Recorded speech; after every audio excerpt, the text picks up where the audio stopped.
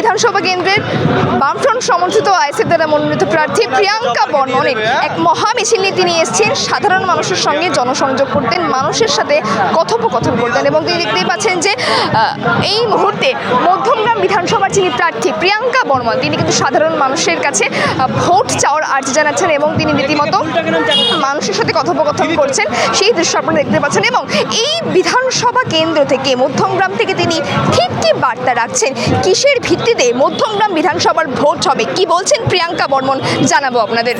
প্রিয়াঙ্কা দি মধ্যমগ্রামে আজকে প্রচারে নেমেছেন, যে জনজোয়ার দেখা যাচ্ছে, কি বলবেন, কতটা আশাবাদী নির্বাচনে? মানুষের স্বতঃস্ফূর্ততা এবং ভাইজানের জন্য মানুষ আজ রাস্তায় নেমেছে এবং আমাদের সেলিব্রিটি লাগে না, আমাদের দলের চেয়ারম্যান আছে, আমাদের দলের চেয়ারম্যান এসে গেছে, যখন আমাদের এমনিতেই ভোট হবে, এমনিতেই মানুষ ভোট দেখবে।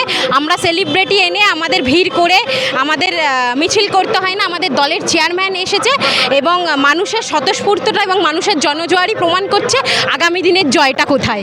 এবং এইখানে এসে যখন আজকে গ্রাউন্ড রিপোর্ট করলাম মধ্যমগ্রামে সাধারণ নাগরিকদের যে বিষয়ে সমস্যা দেখা যাচ্ছে, পানীয় জলের সমস্যা এবং হাসপাতাল ঠিকমতো নেই, সেই জায়গায় তিনি রথিন ঘোষ এখানে বিধায়ক ছিল, তিনি কতটা কাজ করেছেন বলে আপনি? দেখুন, আমি এই বিষয় নিয়ে কথা বলবো না, কারণ উনি 3 বারের বিধায়ক, উনি অনেক উন্নয়ন করেছেন, কিন্তু হসপিটাল, পানীয় জলের অবস্থা আপনারাই সচক্ষে দেখলেন এবং মানুষের কাছ থেকে রিপোর্ট নিলেন এবং মানুষের কাছে একটাই আবেদন, খামচিহ্নকে ভোট দিন, আমাকে জিতিয়ে আনুন, হাসপাতাল এবং পানীয় জলের সমস্যা 6 মাসের মধ্যে সমস্যার সমাধান করব।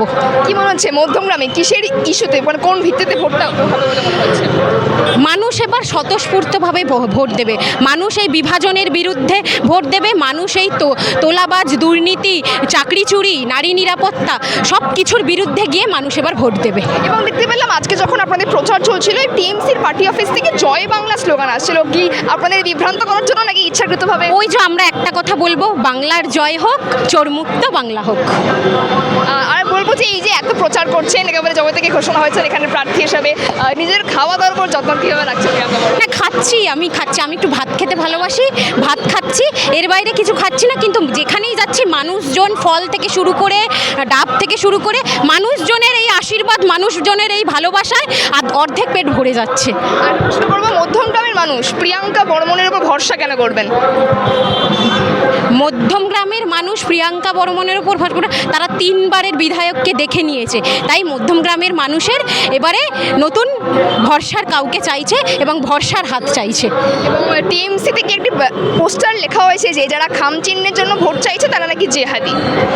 ওই যে বললাম, মানুষজনকে বিভাজনের বিরুদ্ধে গিয়ে এবার মানুষ ভোট দেবে, বিভাজনের বিরুদ্ধে গিয়ে ভোট দেবে এবং হিন্দু মুসলমানের বিরুদ্ধে গিয়ে ভোট দেবে। আমরা হিন্দু মুসলমান এক, মধ্যমগ্রামবাসী এবারে দেখিয়ে দেবে। আর একটা বিষয় করবো, একটা ছোট র্যাপিড ফায়ার রাউন্ড করবো, তোমাকে 2টো অপশান দেবো, তাহলে যে কোনো একটা বাঁচতে হবে। কুণাল ঘোষ নাকি শতরূপ ঘোষ, কাকে? অবভিয়াসলি শতরূপদা। আর শতরূপদা, আমি ছাত্র রাজনীতি এবং যুব রাজনীতি করে এসেছি, শতরূপদা সংগঠক, আর কুণাল ঘোষ তো চটি চাটা। কুণাল ঘোষ তো জেল খেটে এসে এখন চটি চাটতে ব্যস্ত এবং চটি চাটতে ভালোবাসে, আর শতরূপদার স্পর্ধা আছে, স্পর্ধার একজন মানুষ। মমতা ব্যানার্জি নাকি অভিষেক ব্যানার্জি? কেউ না।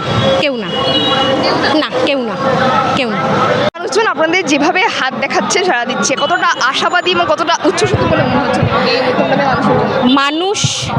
মানুষের রায় মাথা পেতে নেব এবং আশাবাদী। দেখুন, লড়াই নেমেছি, পিছিয়ে যাওয়ার তো জায়গা নেই, তাই নিজের জয়টার প্রতি এগিয়ে যাচ্ছি, আস্তে আস্তে যত দিন যাচ্ছে নিজের জয়ের দিকে এগিয়ে যাচ্ছি।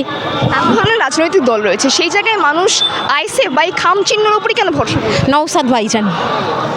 নওশাদ ভাইজানকে দেখে সারা পশ্চিমবাংলার যে কটা প্রার্থী দিয়েছে, এই নওশাদ ভাইজান হলো আমাদের আস্থার জায়গা, মানুষের আস্থার জায়গা। 5 বছর ধরে মানুষ দেখে নিয়েছে নওশাদ ভাইজান কাদের জন্য কাজ করছে, কাদের জন্য কথা বলছে। নওশাদ ভাইজান কল্যাণ ভরসা।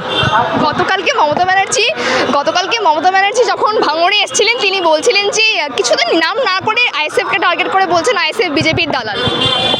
সবচেয়ে বড় হলো মমতা ব্যানার্জিই তো সবচেয়ে বড় বিজেপির দালাল।